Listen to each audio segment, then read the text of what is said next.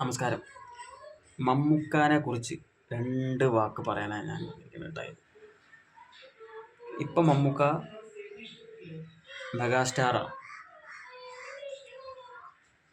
International ആക്ടറുമാണ്. പക്ഷേ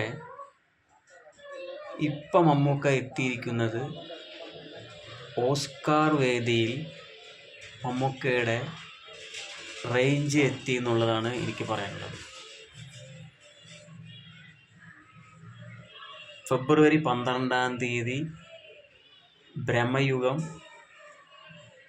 അവിടെ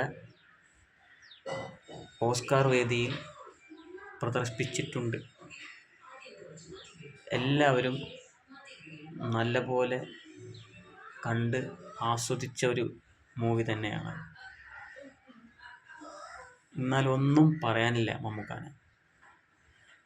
നമ്മുടെ മലയാളം ഇൻഡസ്ട്രി ഇൻ്റർനാഷണൽ വരെ എത്തി നിൽക്കുകയാണ്.